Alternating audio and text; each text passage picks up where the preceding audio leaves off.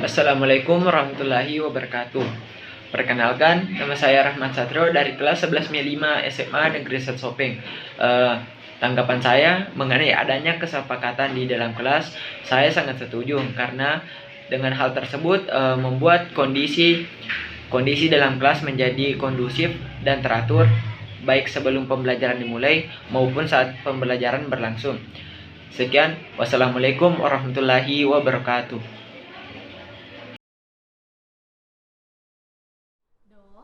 Apa kamu tahu kenapa ibu panggil ke sini? Iya Bu, saya tidak menggunakan seragam sekolah saat jam pelajaran Bu. Iya, tadi kamu menggunakan kaos pada pelajaran ibu. Maaf Bu, saya salah. Baik di sini ibu tidak mencari siapa yang salah ataupun benar. Tapi di sini kita sama-sama mencari solusinya. Iya Bu, sebelum pelajaran Ibu, saya belajar olahraga. Saya merasa gerah, jadi saya masih memakai baju kos Bu. Ibu tahu kamu punya alasan melakukan itu, tapi hal ini tidak sesuai dengan keyakinan sekolah kita. Iya Bu. Nah, menurut Aldo, keyakinan sekolah apa yang perlu ditingkatkan? Menaati tata tertib yang ada di sekolah Bu. Jadi, sekarang bagaimana cara Aldo menyelesaikan masalah ini? Sekarang saya akan mengganti baju. Apa masih ada lagi, Setelah pelajaran olahraga, saya akan menyikat keringat. Lalu saya akan mengganti baju olahraga saya menjadi seragam sekolah Bu. Baik, saya harap kamu meyakini hal tersebut. Iya Bu, saya berjanji tidak akan mengulanginya lagi. Oke, sekarang kamu bisa kembali ke kelasmu. Iya Bu.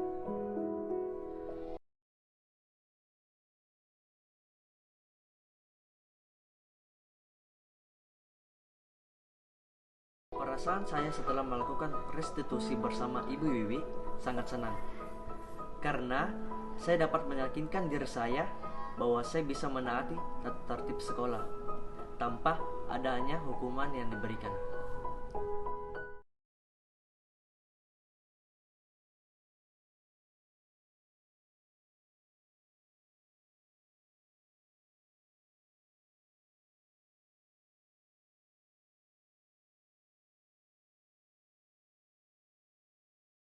Wabarakatuh.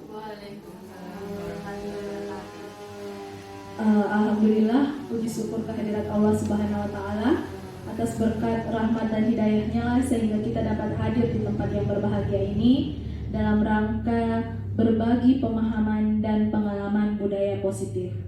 Salawat dan salam tak lupa pula kita haturkan kepada junjungan Nabiullah Muhammad SAW, karena beliaulah sehingga kita dapat hadir di tempat yang penuh barakah ini. Baik Bapak Ibu yang saya hormati, saya berdiri di depan sini bukan untuk menggurui atau merasa lebih baik daripada Bapak Ibu, tapi saya di sini ingin berbagi modul yang telah saya pelajari, yaitu budaya positif. Baik Bapak Ibu, langsung saja. Ketika kita membahas tentang budaya positif, yang pertama kali terlintas itu adalah tujuan dari pendidikan itu.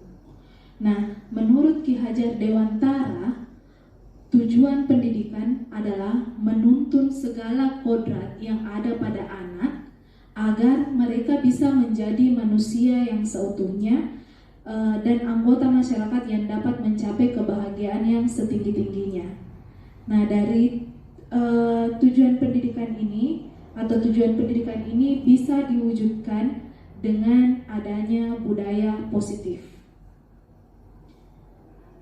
Berikut ini konsep-konsep utama dari budaya positif. Yang pertama itu perubahan paradigma, kemudian disiplin positif dan nilai-nilai kebajikan universal, teori motivasi, hukuman dan penghargaan, serta restitusi.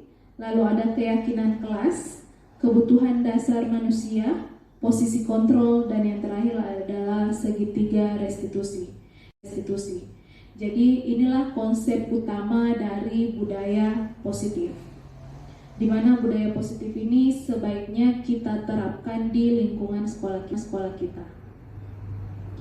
Nah, apa sih itu budaya positif? Budaya positif adalah kebiasaan atau perilaku positif yang disepakati bersama untuk dijalankan dalam waktu yang lama.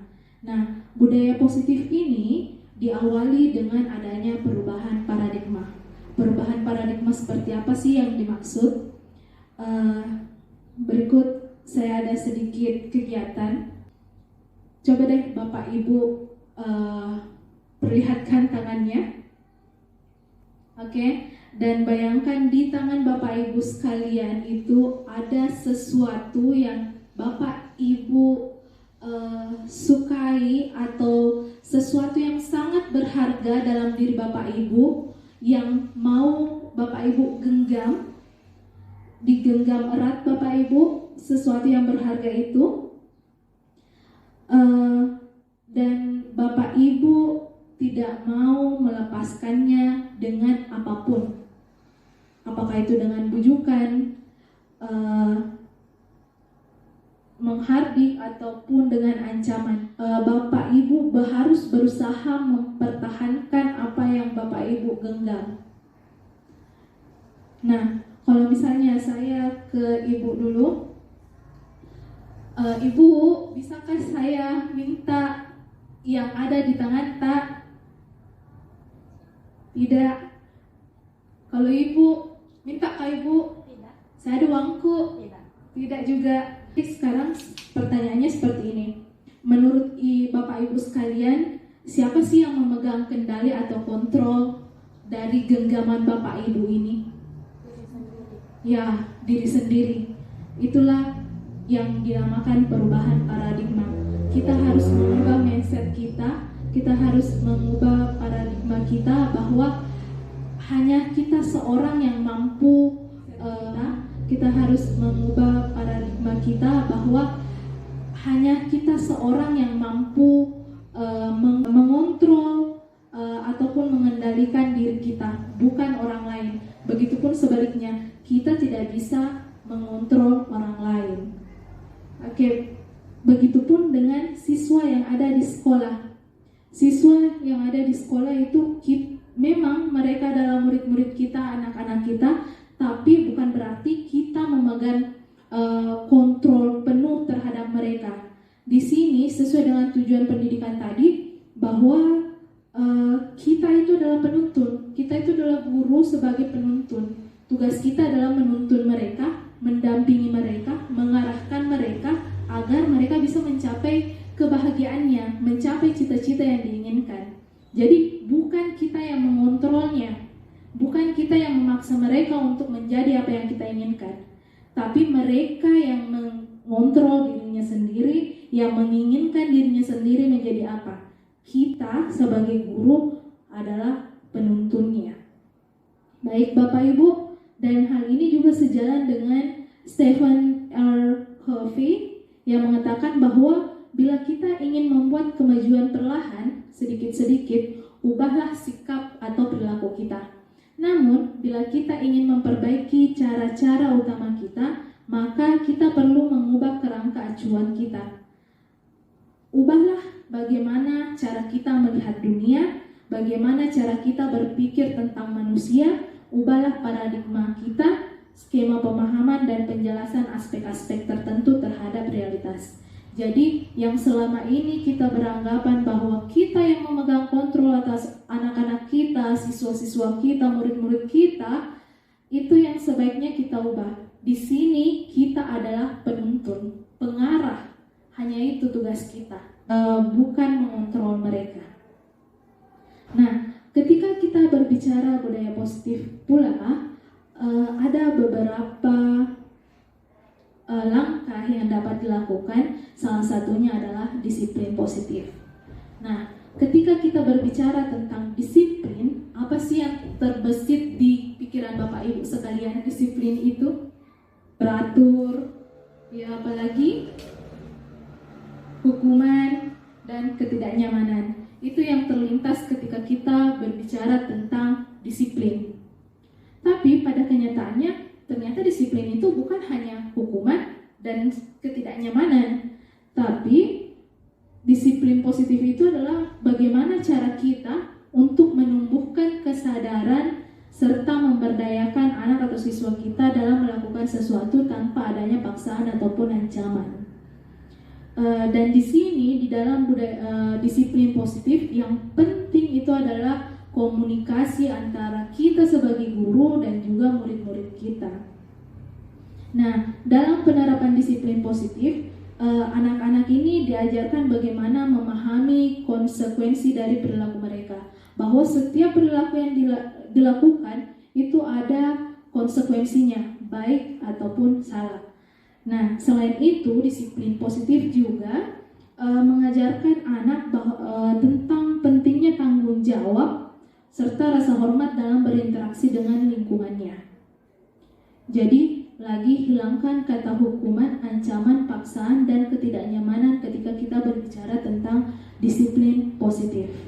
Dan di sini lagi positif berarti sesuatu yang baik.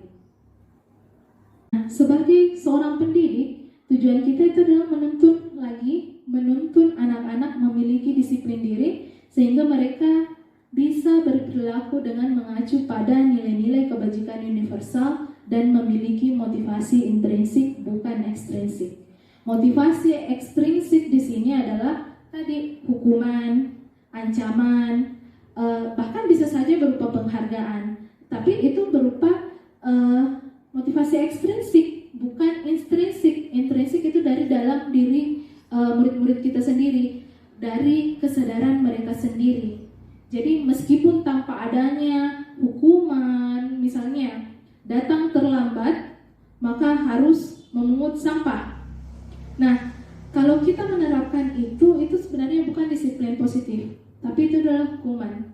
Kenapa? Karena tidak sejalan. Anak-anak tidak datang atau datang tepat waktu bukan karena keinginannya sendiri, tapi karena tidak mau memungut sampah. Meskipun oke lah, itu mungkin ada sekian persen pengaruhnya, tapi bukan karena dirinya sendiri. Oke? Dan di sini mengacu pada nilai-nilai kebajikan universal. Disiplin positif itu harus mengacu pada nilai-nilai kebajikan. Adapun di sini nilai-nilai kebajikan tertera dalam profil pelajar Pancasila. Ada 6 ya Bapak Ibu. Yang pertama itu beriman bertakwa kepada Tuhan Yang Maha Esa dan berakhlak mulia, berkebinekaan global, bergotong royong, mandiri, kreatif, dan bernalar kritis. Inilah nilai-nilai kebajikan yang sebaiknya seharusnya dimiliki oleh pelajar-pelajar kita, murid-murid kita. Lalu salah satu cara untuk menerapkan disiplin positif adalah dengan melakukan keyakinan kelas atau keyakinan sekolah, lebih khususnya ke keyakinan kelas, di mana kita sebagai pendidik memberikan kesempatan kepada murid kita untuk melakukan apa yang mereka inginkan. Dalam arti yang positif ya, bukan semua keinginannya harus dituruti, tapi sesuai kesepakatan atau keyakinan bersama oleh dalam satu kelas ataupun dalam satu sekolah. Nah, kita sebagai pendidik di sini lagi hanyalah sebagai penuntun dan berusaha menuntun mereka agar sejalan dengan nilai-nilai kebajikan yang ada tadi. Nah, berikut keyakinan kelas yang pernah saya lakukan di sekolah. Ini kelas 11 MIA 5. Adapun prosedur keyakinan kelas yang saya lakukan, yang pertama itu mempersilahkan murid-murid di dalam kelas untuk mencurahkan pendapat mereka mengenai peraturan yang akan disepakati atau apa sih yang mereka inginkan di dalam kelas. Lalu masukan-masukan tadi mereka kan sudah menulisnya di sticky note. Kemudian masukan-masukan itu ditempel di papan tulis.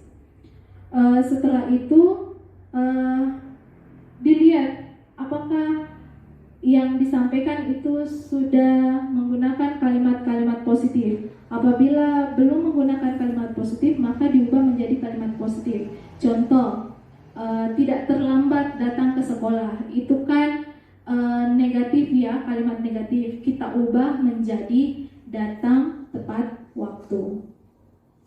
Lalu setelah menyusunnya lagi, kita bisa meninjau bersama apakah ini benar-benar sudah sesuai dan benar-benar disepakati bersama.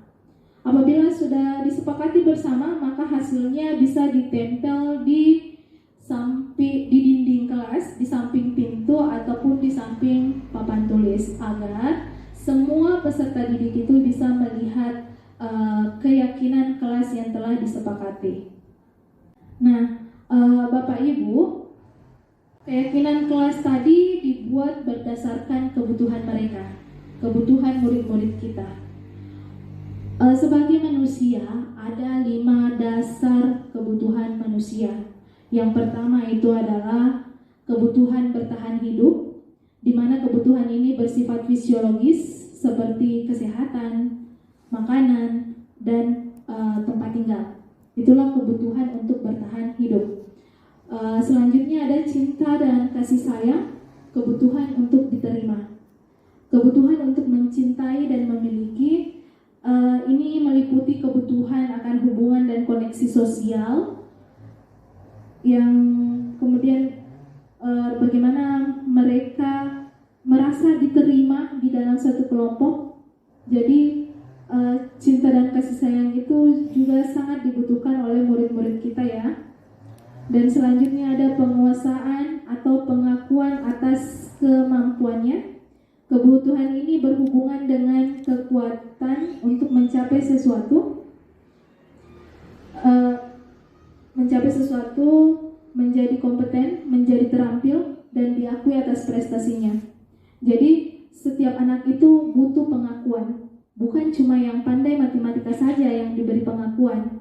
Bukan yang cuma bisa berbahasa Inggris saja yang diberi pengakuan, tapi semuanya diberi pengakuan. Karena setiap anak itu punya keunikan, punya potensinya masing-masing. Selanjutnya kebebasan atau kebutuhan akan pilihan. Jadi setiap anak itu berhak untuk memilih, berhak untuk dipilih, dan juga berhak untuk mandiri dalam melakukan segala sesuatu sesuai dengan pilihannya, selama itu sesuai dengan nilai-nilai kebajikan yang ada. Dan yang terakhir adalah kesenangan, kebutuhan untuk merasa senang. Kebutuhan ini adalah kebutuhan untuk bermain dan tertawa, dan anak-anak di sini butuh dasar kesenangan yang tinggi, biasanya ingin menikmati apa yang dilakukan, dan mereka bisa berkonsentrasi ketika mereka mengerjakan apa yang mereka sukai.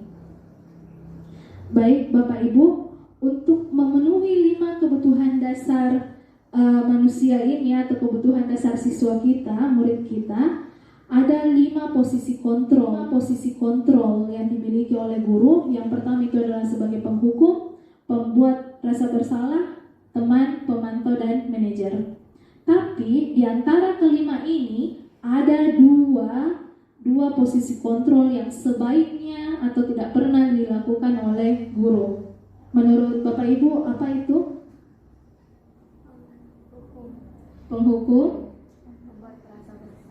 dan pembuat rasa bersalah. Baik Bapak Ibu. Nah, penghukum di sini biasanya menggunakan hukuman fisik ataupun verbal, yang biasanya menghardik, menunjuk-nunjuk, atau menyakiti. Dampaknya di sini murid bisa mengulangi kesalahannya lagi, bukan karena sadar, tapi karena takut dengan hukuman yang ada. Dan pasti psikologis siswa di sini terganggu dengan adanya hukuman seperti ini. Lalu yang kedua itu adalah pembuat merasa bersalah. Pembuat merasa bersalah di sini adalah guru biasanya menggunakan suara lembut, yang biasanya dilakukan adalah dengan berceramah dan menunjukkan kekecewaan.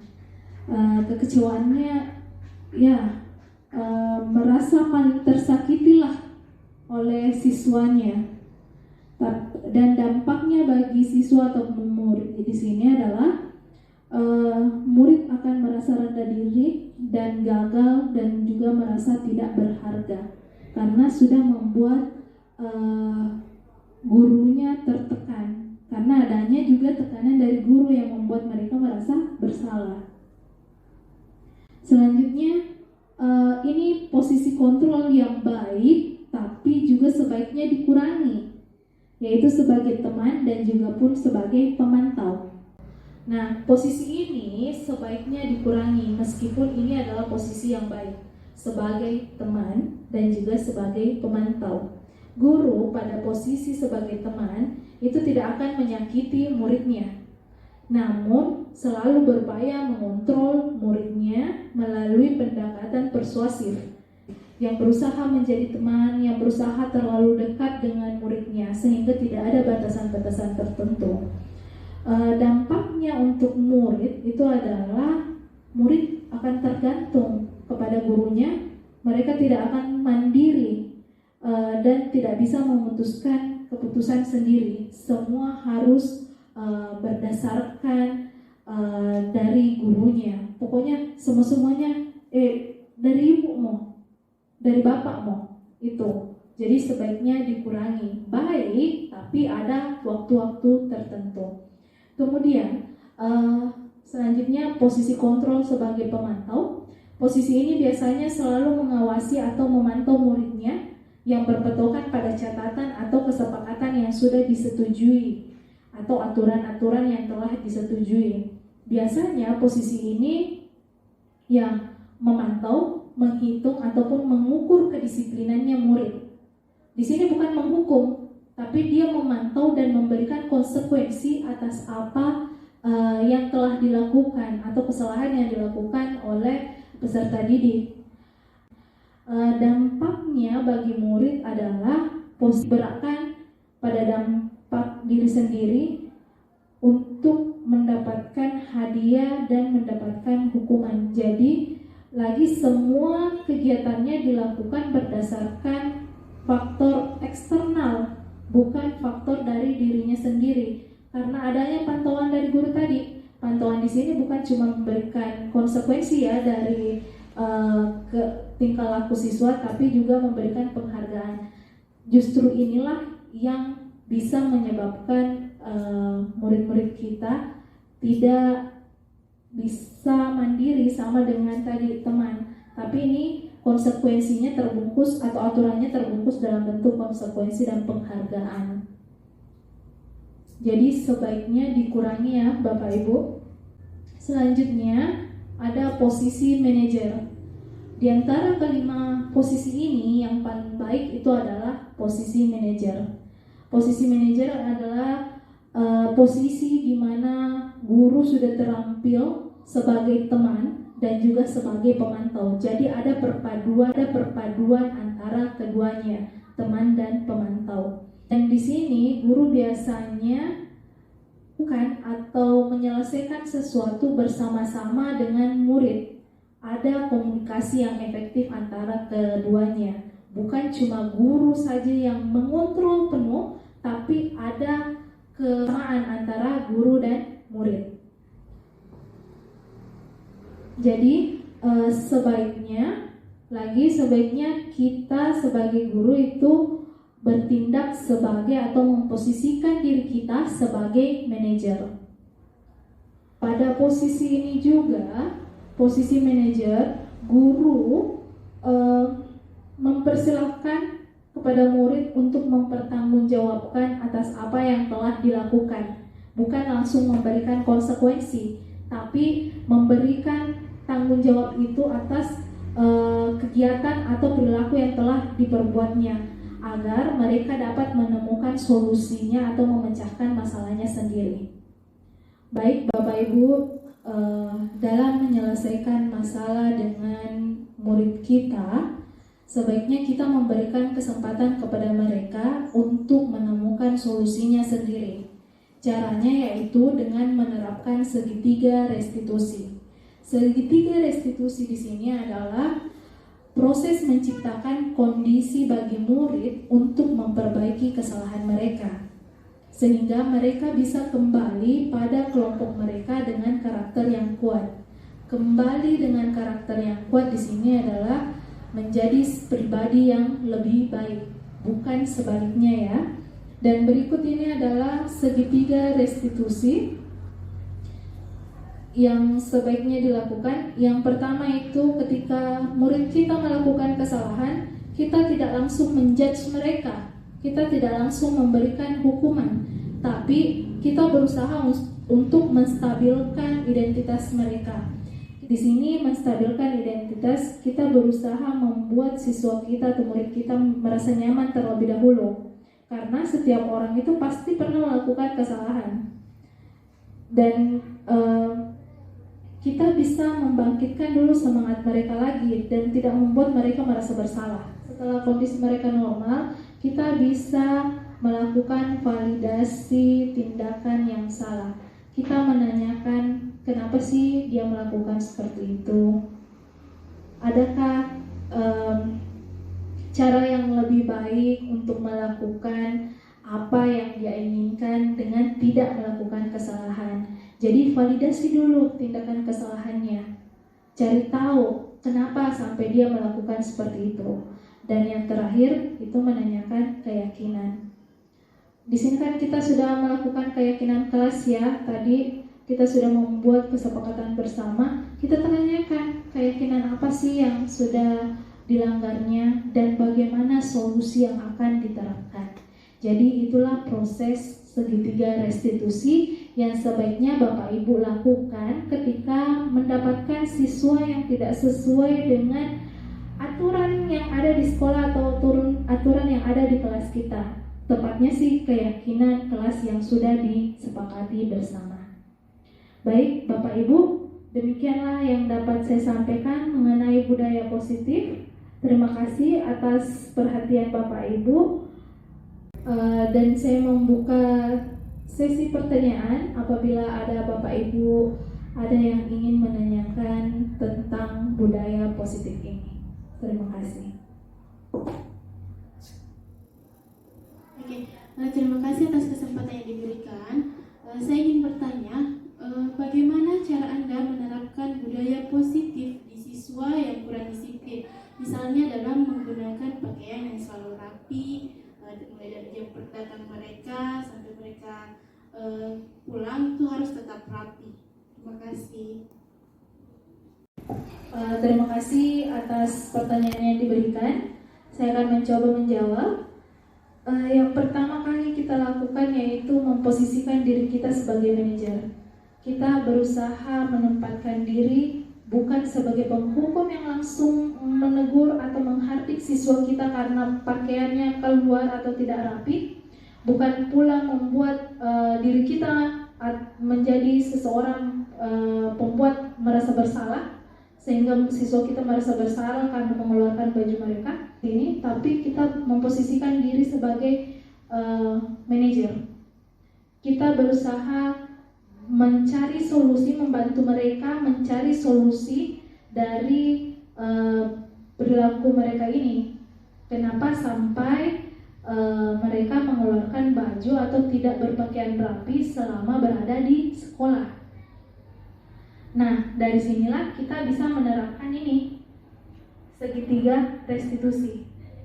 Yang pertama itu lagi tidak menghardik mereka, tidak langsung mengatai-ngatai mereka bahwa mereka salah, tapi kita stabilkan dulu identitasnya, kita stabilkan dulu emosi mereka, kita stabilkan dengan memberikan masukan-masukan positif atau mereka merasa nyaman dulu. Kita bisa menggunakan ini beberapa kata. Yang pertama, tidak ada manusia yang sempurna. Setiap orang itu pernah melakukan kesalahan. Itu salah satu cara untuk menstabilkan identitas mereka. Selanjutnya, melakukan validasi tindakan. Kita bisa menanyakan kepada mereka kenapa sih mereka melakukan hal seperti itu. Kenapa mereka mengeluarkan bajunya. Kita bisa bertanya, mungkin saja kebebasannya terbelenggu dengan memasukkan baju. Kita bisa menanyakan apakah ada yang dirasa tidak sesuai, mungkin saja mereka kepanasan atau ya mereka merasa gerah selama proses pembelajaran, jadi mereka mengeluarkan baju mereka. Itu bentuk validasi tindakan yang salah. mencari tahu dulu apanya yang salah. Lalu yang terakhir itu adalah menanyakan keyakinan. Sebelumnya kan kita sudah membuat keyakinan kelas bersama atau keyakinan sekolah. Kita bisa menanyakan keyakinan apa sih yang sudah dilanggar atau tidak dilaksanakan. Lalu dari jawabannya kita bisa menanyakan, jadi maunya seperti apa nak? Maunya seperti apa? Apa yang akan dilakukan? Nah, disinilah murid-murid kita akan menemukan solusinya sendiri.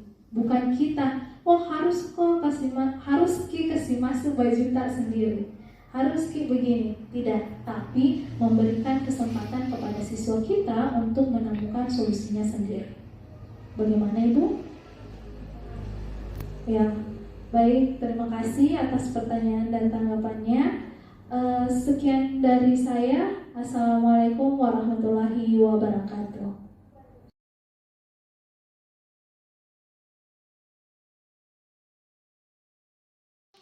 Assalamualaikum warahmatullahi wabarakatuh.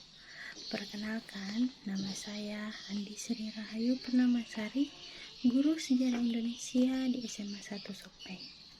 Saya ingin mengucapkan selamat kepada teman saya, Ibu B.J. Pratiwi, yang telah lulus calon guru penggerak angkatan ke-7, dan terima kasih juga saya ucapkan kepada beliau karena telah membagi ilmunya selama pendidikan calon guru penggerak kepada teman sejawat di SMA 1 Sopeng, terutama mengenai penerapan budaya disiplin positif di sekolah.